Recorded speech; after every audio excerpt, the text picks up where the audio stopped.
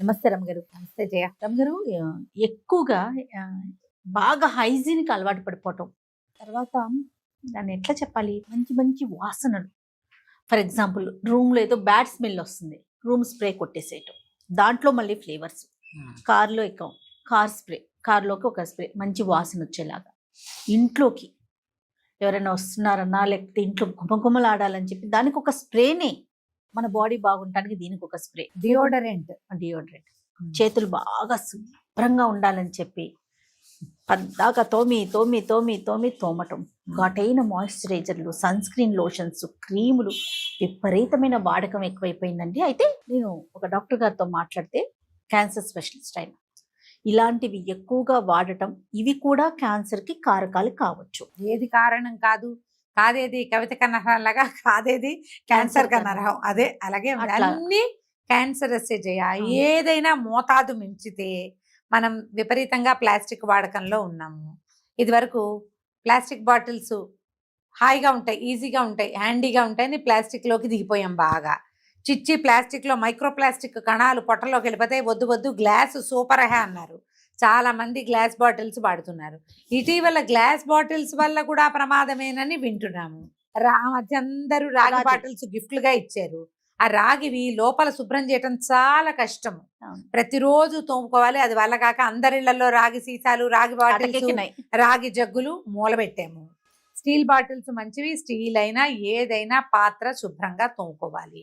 ఈ శుభ్రంగా తోముకోవటంలో మనం గుమగుమలాడే సబ్బులు, ఇవి ఏమంటారు, బాటిల్ స్ప్రేలు, బాటిల్ స్ప్రే లిక్విడ్స్ వస్తున్నాయి తెలుసండి. ఆ లిక్విడ్ లో ఒక డ్రాప్ వేసేసి బాటిల్ కడిగేసుకుంటున్నారు. ఇది బాగా క్లీన్ గా పోతుందా, ఆ వాసన వదిలిపెడుతుందా, ఆ డియోడరెంట్ లోపల నురుగు రూపంలో ఉండిపోతే అదంతా పొట్టలోకి వెళ్తుంది. అప్పుడు సమస్య జయ. రమ్మగారు, ఇప్పుడు అతి సర్వత్ర వ్యర్థం. ఇంకోటి కూడా వినే ఉంటారు, ఫ్రూట్స్ ను కూడా మనం ఒక లిక్విడ్ ఉంది దాంతో కడిగేసుకొని తినేసేయచ్చు. చిన్న పిల్లలు కింద ఆడుకుంటున్నప్పుడు చేతులు గీతులు పెడతారు, వాళ్ళ చేతుల్ని ఆ లిక్విడ్ తో కడిగేసేయచ్చు. బొమ్మలు లిక్విడ్ తో కడగచ్చు. ఇప్పుడు లిక్విడ్ లో ఉన్నది మాత్రం కెమికల్ కాదా? అది నా ప్రశ్న. నాకు కూడా అది అనిపిస్తూ ఉంటుంది కదా.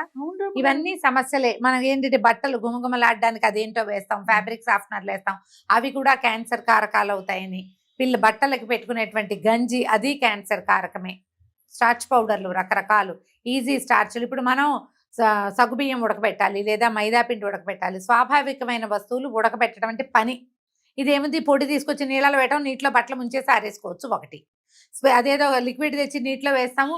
ఆ లిక్విడ్ ఏంటో నాకు అవునో కాదో తెలియదు, కానీ బట్టలకి స్టార్చ్ పెట్టే లిక్విడ్ నాకు ఎరాల్డైట్, తర్వాత ఏమో ఈ మన ఇంకోటి ఏదో ఉంటుంది అంటించేది ఉంటుంది చూడు, జిగు తెల్లది, దాని వాసన వస్తుంది జయ. ఫెవికాల్ వాసన వస్తుంది ఆ బట్టలు. అది ఒక రకమైన వాసన. నాకేం జరిగిందో చెప్తా చూడు. ఈ పౌడర్ దొరుకుతుంది కదా, రివైవ్, గంజి పెట్టుకోవడానికి. ప్యూర్ సిల్క్స్ ఎక్కువగా ఉండేవి నాకు. బయటకు వెళ్తే ఈజీగా ఉంటుంది, రోలింగ్ చేయిస్తే ఎంతసేపు రోలింగ్ ఎక్కడ చేస్తాం, చీరలు చిరిగిపోతున్నాయని ఆ రివైవ్లో ముంచి బట్టలు ఆరేసి చీరలు కట్టుకునేదాన్ని.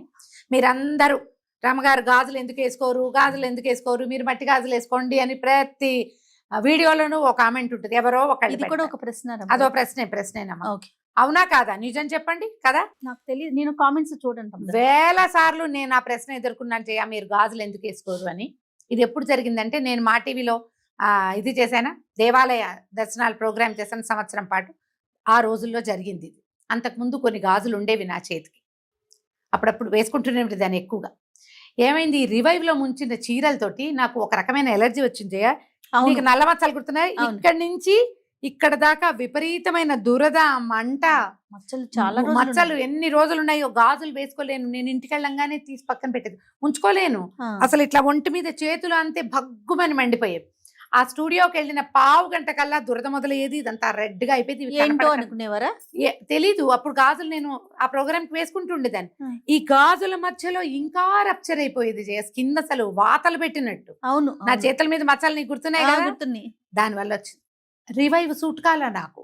అప్పుడు అసలు గాజులు జోలికి వెళ్ళకండి. ఈ గాజుల్లో కూడా బట్టలలో ఒక రకమైన డస్ట్ ఉంటుంది చూడు, అవును, అవి పడదు. అంత దాకెందుకు రమ్మగారు, డెటాల్ ఇది వరకు ఎట్లా వాడేవాళ్ళం, అందులో ప్రతి క్లాత్ ని డాక్టర్స్ చెప్తున్నారు, డెటాల్లో క్లాత్స్ ముంచకండి, అది పసి పిల్లలకి అసలు పెట్టద్దు. అసలు పిల్లల బట్టలు అంటే డెటాల్ పోసేస్తారు. మా ఎదురుగుండా వాళ్ళు అయితే అప్పుడు ఆ మధ్య ఉండేవాళ్ళు, వాళ్ళు ఎప్పుడు డెటాల్ వాసన, రివైవ్ వాసన, వాళ్ళ ఇంట్లో వాళ్ళు బట్టలు ఉతికితే పక్కింటికి వచ్చేది. ఒక్కొక్కళ్ళు స్ప్రే చేసుకుంటారు, అది ఇతరులందరికీ వాసన వస్తుంది. ఈ ఘాటైన వాసనలు వచ్చేవి, ఈజీగా అయ్యే వాటన్నిటితోటి ఏదో ఒక ప్రమాదం కొంచెం ఉంటుంది. ఖచ్చితంగా. మోతాదు మించి వాడుకోవద్దు. మనం పెర్ఫ్యూమ్స్ వాడతాం జయ. అసలు చాలా మంది గిఫ్ట్లు నాకు ఫారిన్ నుంచి ఎవరైనా వచ్చి పలకరించడానికి వస్తారు, ఓ పెర్ఫ్యూమ్ తెచ్చిస్తుంటారు. అయితే ఒకటి ఉంది, ఫారిన్ పెర్ఫ్యూమ్స్ ఎక్కువ ఘాటు వాసన, మైల్డ్ గా ఉంటాయి. ఇక్కడైతే అబ్బో పిల్లలు డియోల్ కొట్టుకుంటారు, వాడు కొట్టేటట్టు ఇల్లంతా. ఒక్కొక్కళ్ళు లిఫ్ట్ ఎక్కుతామా, ఒక్కో చోట లిఫ్ట్ అంతా గుమాయిస్తూ ఉంటుంది. అక్కడి నుంచి కార్ స్ప్రే, ఆ కారు ఎక్కేసరికి ఏదో వాసన. ఈ రూమ్ స్ప్రేలు, ఆ ఘాటంతా మనమే పీల్చేస్తాం. మన లంగ్స్ లోపలికి వెళ్ళాక అది ఏమవుతుందో తెలియదు మనకి. రూముల్లో గదుల్లో మంచి వాసన రావాలంటే తలుపులు తెరిచి గాలి పారనివ్వండి. మొదట బాగా ఫ్రెష్ ఎయిర్ రావాలి. ఎగ్జాస్ట్ ఫ్యాన్ ఒకటి అరేంజ్ చేసుకోండి. ఒకవేళ గదుల్లో చెడు వాసన వస్తుంది, తడి వాసన వస్తుంది అంటే తడి బట్టలు ఉన్నాయా, పాత బట్టలు ఉండిపోయినాయా, అట్టపెట్టెలు ఉన్నాయా. అట్టపెట్టెల్లో ఇప్పుడు బట్టలు ప్యాక్ చేసిన షర్ట్లు కొనుక్కుంటారా, ఆ షర్ట్ లోపల ఒక పేపర్ పెట్టి ప్యాక్ చేస్తారు.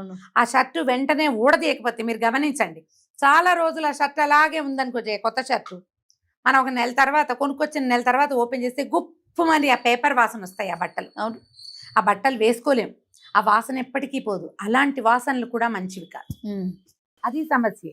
ఈ బట్టల్లో వేసేటువంటి రకరకాలు బాత్రూముల్లో పెట్టేవి, తగిలించేవి, ఫ్రెష్ ఎయిర్ కోసం తగిలించేవి, ఆ మొత్తం ఘుమఘుమ అంతా మీరే పిలుస్తారు. చిన్న కోసి బాత్రూమ్ ఇంతే ఉంటుందిగా, క్లోజ్డ్ గా ఉంటుంది. ఆ వాసన అంతా మనం పీలుస్తాం. నిన్న అర్బన్ క్లాప్ అబ్బాయి బాత్రూమ్ క్లీనింగ్ వచ్చి ఆ యాసిడ్ వాసనకు ఆ పిల్లాడు కక్కటిల్లిపోయాడు. అదే చెప్పారు, ఎంత భయం వేసిందో పాపం, వాడు ఏమైపోతాడు అని. వాడికి మంచినీళ్ళు ఇచ్చి వాడు ఎంతసేపు వాడు వెన్ను రాసి వాడి దగ్గరే నుంచునుండ భయానికి. చిన్న పిల్లాడు, పెద్ద వయసు ఉన్నవాడు కాదు, కుర్రాళ్ళు. ఇప్పుడంతా పనుల పాపం వస్తున్నారు బయట రాష్ట్రాల నుంచి. టీ తాగాక ఒక గంటన్నరకి కానీ అబ్బాయి కోలుకోలేకపోయాడు. మనమైనా ఈ బాత్రూమ్ లో యాసిడ్ లేసి ఆ వాసనలు పీల్చేస్తే లంగ్స్ పాడైపోతాయి. అవును, ఏదైనా అనారోగ్యాలు వచ్చేస్తే ఎప్పటికీ కోలుకోము. వీటిల్లో ఇప్పుడు యాసిడ్ ఏదో భయంకరమైంది, చెడ్డది, ప్రమాదకరమైంది, ఓకే. మరి పెర్ఫ్యూము అదీను, పెర్ఫ్యూమ్స్ కూడా మనకి ఎంత ఘాటుగా ఉన్నా చాలదు, కుమకుమలాడిపోతూ ఉండాలి, శుభ్రంగా ఉండాలి. బట్టల్లో పాలియస్టర్ తగ్గించాలి. అప్పుడు ఏమవుతుంది, చెమట వాసన రాకుండా ఉంటాం. ఈ చెమట వాసన రాకుండా రాసుకునే రోలాన్స్ చెమటే పొయ్యనివ్వదు, అవన్నీ చర్మపు హోల్స్ ని మూసేస్తాయి. కొత్తవి ఏమైనా సమస్యలు వస్తాయమ్మా? ఏ కొత్త ప్రోడక్ట్ వాడుతున్నా మీరు మేకప్ సామాన్లు కానీ, ఈ డియోడరెంట్లు కానీ, లేకపోతే స్ప్రేలు కానీ, ఇంట్లో వాడుకునేటువంటి ఇల్లు తుడిచేటప్పుడు వాసన వచ్చేవి, రకరకాలు పిల్లల బట్టలు వాష్ చేసేవి, వాటిని గురించి పూర్తిగా తెలుసుకోకుండా వాడద్దు. ఇప్పుడు ఇవన్నీ ఎవడ చేస్తాడండి అంటారు, కొంతమందికి ఉంటాయి పాపం అలాంటి ఐడియాలు. నిజమే, కానీ మీకు ఏదైనా ప్రాబ్లం వస్తే ఎవరు తీరుస్తారు? ఎవరికి వారే కదా. ఇప్పుడు ఏదైనా మనకు అవకాశం ఉంది, చాట్ జీపీటీని అడిగినా చెప్తుందిగా. అవును, అదొక అవకాశం ఉందా? గూగుల్ని అడగండి, ఇందులో ఏముంది, ఇది ఎంత మటుకు స్కిన్ కి హార్మ్ఫుల్, ఏ ఏజ్ వాళ్ళ వరకు దీన్ని వాడచ్చు, దీన్ని ఎంత వాడచ్చు, ఎంత వాడకూడదు, ఎన్ని గంటలు మాత్రమే ఇది ఉండాలి. ఇంటి పరిశుభ్రతకి ఏం చేయాలి రమ్మ గారు? జనరల్ గా పాత వస్తువులు ఉంచద్దు, పాత బట్టలు పెంచకండి, అట్టపెట్టెలు, పాతవి సామాన్లు అన్ని చెత్త చెదారం ఉంచబోకండి. వట్టి క్లీన్ చేసుకోండి ఎప్పటికప్పుడు, చెత్తలు తీసేయండి. తలుపులు ఎప్పుడు చక్కగా గాలి వెలుతురు లోపలికి వచ్చేలాగా చూడండి. క్రాస్ వెంటిలేషన్ ఉంటే మంచిది. లేదు, ఇంట్లో ఒక ఎగ్జాస్ట్ ఫ్యాన్ అరేంజ్ చేసుకోండి, ఈ లోపల ఉన్న చెడు గాలి పోయి ఫ్రెష్ ఎయిర్ వస్తూ ఉంటుంది ఎప్పటికప్పుడు. బాత్రూంలో ఎగ్జాస్ట్లు ఉంచుకోండి. ఇల్లు శుభ్రంగా బూజులు లేకుండా కింద అన్ని మూలలు నీట్గా తుడుచుకోండి ఎప్పటికప్పుడు. నీళ్ళల్లో ఉప్పు వేసుకుని తుడుచుకున్నా సరిపోతుందమ్మా. మనం గుమగుమలాడేదే, అదేదో వేసుకోకర్లా, లిక్విడ్లు కొనుక్కొచ్చి వాసన రాని లిక్విడ్లు వస్తున్నాయి ఇప్పుడు, అవి చూడండి. ఎక్కువ వాసనలు చాలా ప్రమాదకరం, ఎందుకంటే అవి డైరెక్ట్ గా లోపలికి వెళ్ళిపోతున్నాయి కదా. దాని బదులు గో ఆధారిత ప్రోడక్ట్స్ చాలా వస్తున్నాయి రమ్మగారు, చాలా వస్తున్నాయి. దాన్ని దేశీయ ఉత్పత్తుల్ని ప్రోత్సహించండి, అవి వాడుకోండి చక్కగా. ఎప్పుడైనా ఇంట్లో కొంచెం ధూపం వేసుకోవచ్చు. ధూపం కూడా తలుపులన్నీ వేసి పొగపట్టించాలని ఆలోచించద్దు, అది చాలా పొరపాటు. అవును, దేవుడి దగ్గర కూడా నేను ఒకే ఒక ఇది వెలిగిస్తాను జయ, ధూప్ స్టిక్ ఒక ధూప్ స్టిక్ వెలిగిస్తాను, లేదా అగరబత్తి ఒకటే వెలిగిస్తాను. ఈ మధ్య ఇంత 2 డబ్బాల ధూప్ స్టిక్స్ పంపించారు ఎవరో బెంగళూరు నుంచి, బాగున్నాయి, చక్కటి వాసన, సన్నటి పరిమళం, చాలా హాయిగా ఉంటుంది. అంతకుముందు నేను చెప్పా కదా, అగరబత్తులు మా వాళ్ళే ఒకరు చేస్తారు, చాలా అద్భుతంగా ఉంటుందని.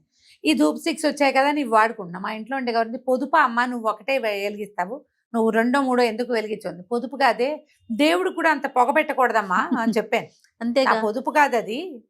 దేవుడికి మాత్రం ఇంత పొగ వేస్తే ఎట్లా? నువ్వు ఉంటావా అంత పొగలో? దేవుడు కూడా ఉండడు, ఆయన వల్ల కూడా కాదు.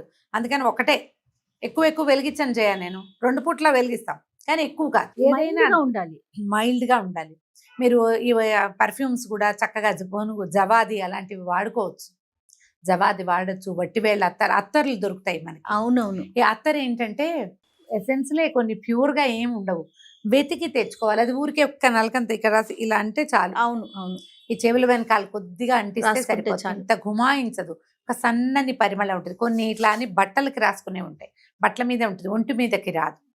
మీరు దేశీయ ఉత్పత్తులు చూడండి వాటి కోసం కావాలంటే.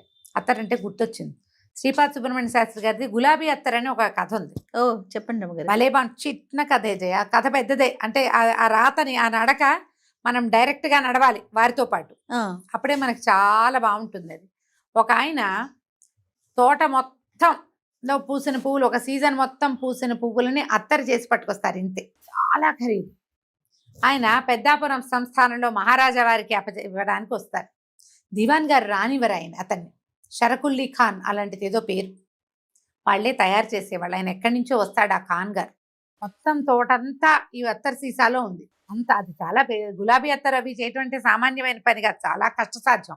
వీళ్ళు చాలా సరసుడు, ఈయన ఇట్లాంటి కళల్ని ప్రోత్సహిస్తాడని పట్టుకొచ్చాను అంటే ఆ దివాన్ గారు పొరపాటు కూడా ఈయన రాజుగారి దర్శనం కానివ్వరు.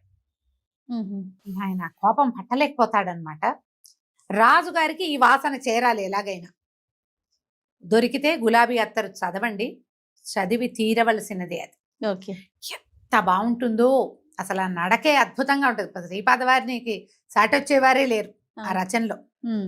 ఏం చేస్తాడంటే పెద్దాపురం రాజావారు బయటకు వచ్చే టైంకి ఈ అత్తరు సీసాన్ని కోటకే కొట్టేస్తాడు ఆయన. అది ఎట్లా అంటే అసలు ఒక తట్టుకోలేని పారవశ్యాన్ని కలిగించేటువంటి అత్తరు రాజుగారికి తెలుస్తుంది అనమాట. ఇప్పటికీ ఆ గోడ ఆ వాసన వస్తుందని రాస్తారు. అది పోదు. అవునవును. ఒక సన్నని పరిమళం ఆ గాలిలో ఉండిపోయింది. ఆయన తర్వాత తెలుసుకుని దివాన్ దోషం తెలుసుకుంటారు. ఈ వర్తకుడికి ఆయనకి రావాల్సిన న్యాయమైన రేట్ ఏదో ఇప్పిస్తారు. అత్తర్లు అలాంటివి చూడండి, వీటిలలో కూడా ఘాటైనవి కాదు, అవి పోసుకునేవి కాదు, జస్ట్ రాసుకునేవి అంతే. అలా రాసుకునేవి ట్రై చేయండి. ఎక్కువగా వాసనలు వచ్చే వాటిని, ఘాటైనవి, ఇమీడియట్గా ఏదో ఎఫెక్ట్ చూపించేసే వాటిని అంతగా వాడద్దు, నమ్మద్దు. డాక్టర్లు చాలా మంది ఈ విషయాలు చెప్తున్నారు. మీరు కొత్త ప్రోడక్ట్స్ ఈ స్కిన్ మీద వాడేవి, చర్మం మీద వాడుకునేవి, స్నానానికి వాడే సబ్బులు కానీ, రాసుకునే క్రీమ్లు, మాయిశ్చరైజర్లు కానీ, ఏవైనా సరే కొత్తవి రకరకాలు వెళ్ళిపోవద్దు. ఏ ప్రోడక్ట్ మీరు మార్చదలుచుకున్నా దాని మీద చదవండి, తెలుసుకోండి. పిల్లల మీద, చిటి పిల్లల మీద వాడైపోకండి. ఆఖరికి సున్నిపిండి కూడా, ఘాటైన సున్నిపిండ్లు వాడకూడదు. సున్నిపిండ్లు కొన్ని దొరుకుతాయి జయ, చేతిలో అని ఒక రకమైన గుమాయింపు, అతి మెత్తటి పొడి, అవి లంగ్స్లోకి వెళ్ళిపోతాయి పిల్లలకి. అలా చేయకూడదు.